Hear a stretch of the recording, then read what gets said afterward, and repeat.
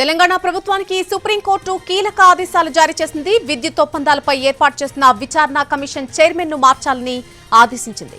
KCR petition పై విచారణ జరిపిన CJI commission chairman justice Narasimha Reddy press meet నిర్వహించడంపై అభ్యంతరం వ్యక్తం చేశారు.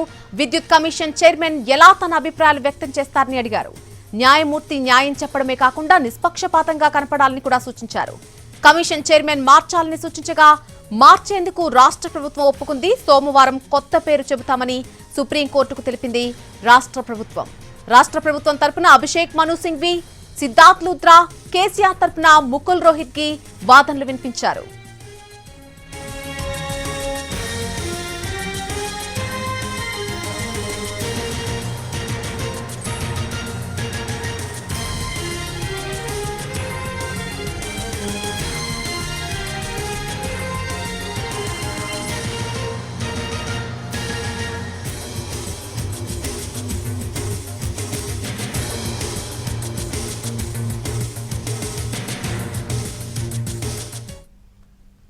తెలంగాణ ప్రభుత్వానికి సుప్రీంకోర్టు కీలక ఆదేశాలు జారీ చేసింది. విద్యుత్ ఒప్పందాలపై ఏర్పాటు చేసినటువంటి విచారణ కమిషన్ చైర్మన్ ను మార్చాలని ఆదేశించింది.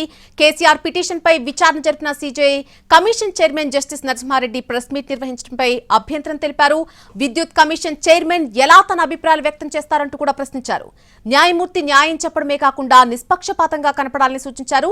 కమిషన్ చైర్మన్ ను మార్చాలని సూచించగా మార్చేందుకు రాష్ట్ర ప్రభుత్వం కూడా ఒప్పుకుంది. సోమవారం కొత్త పేరు చెబుతామని సుప్రీంకోర్టుకు తెలిపింది. ఇదే అంశానికి సంబంధించి పూర్తి అప్డేట్ మా ప్రతినిధి రాజు అందిస్తారు ఢిల్లీ నుంచి. రాజు, యాక్చువల్ గా లంచ్ అవర్ తర్వాత కొత్త జడ్జి పేరు చెప్పాలని కోర్టు సూచనలు ఇచ్చింది.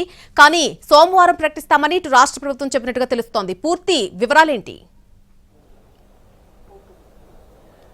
నళిని, ఏదైతే రాష్ట్ర ప్రభుత్వం కొత్తగా ఏర్పాటు చేసినటువంటి విద్యుత్ కమిషన్, అంటే ముఖ్యంగా గత ప్రభుత్వం ఏ విధంగానైతే విద్యుత్ను కొనుగోళ్ల సమయంలో జరిగినటువంటి అవకతవకలు ఇవన్నీ కూడా నెలకొన్నాయి. ఖచ్చితంగా దీన్ని విచారణ జరపాలని చెప్పి ఇప్పుడున్నటువంటి కాంగ్రెస్ ప్రభుత్వం నిర్ణయం తీసుకుంది. అందుకోసమే కమిషన్ను కూడా ఏర్పాటు చేసింది. ఈ కమిషన్కు చైర్మన్ గా జస్టిస్ నరసింహారెడ్డిని నియమించారు. అయితే నరసింహారెడ్డి ఎప్పుడైతే ప్రెస్ మీట్ పెట్టి ప్రత్యేకంగా కొన్ని అంశాలు మాట్లాడారో ఇప్పుడు అదే అంశాలను సుప్రీంకోర్టు తప్పుపట్టిందని చెప్పి స్పష్టంగా అర్థమవుతుంది. అయితే ఆయన స్థానంలో కొత్త వాళ్ళను నియమించండి అని చెప్పి స్వయంగా chief justice of India DY Chandrachud స్పష్టం చేశారు. దాంతో కొత్త వాళ్ళను నియమించేందుకు ప్రాసెస్ స్టార్ట్ చేశామని చెప్పి కూడా ఇప్పటికే రాష్ట్ర ప్రభుత్వం నుంచి కోర్టులో అభిషేక్ మను సింఘ్వి స్పష్టం చేశారు. వాస్తవానికి అంటే లంచ్ కంటే ముందు ఈ కేసు విచారణ జరిగింది.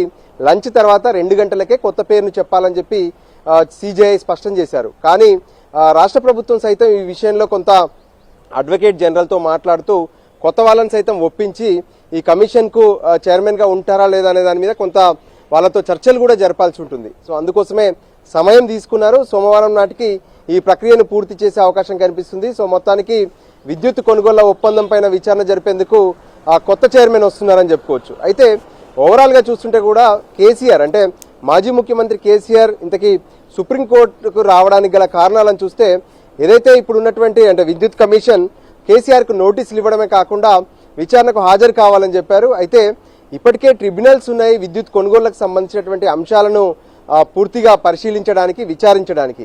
అయినప్పటికీ కూడా రాష్ట్ర ప్రభుత్వం ఈ కమిషన్ వేయడం కక్షపూరితంగా వ్యవహరించిందికే అని చెప్పి హైకోర్టును ఆశ్రయించారు. అయితే హైకోర్టు డిస్మిస్ చేయడంతో దాన్ని సవాలు చేస్తూ సుప్రీంకోర్టును కేసీఆర్ ఆశ్రయించడం జరిగింది. ఫైనల్ గా ఈరోజు విచారణ సందర్భంగా ఏ విధంగానైతే అంటే గతంలో విభజన సమయానికి రాష్ట్రం మొత్తం కూడా విద్యుత్ సంక్షోభంలో ఉంది. అందుకోసమే విద్యుత్ కొనుగోలు అనేది అనివార్యమైంది.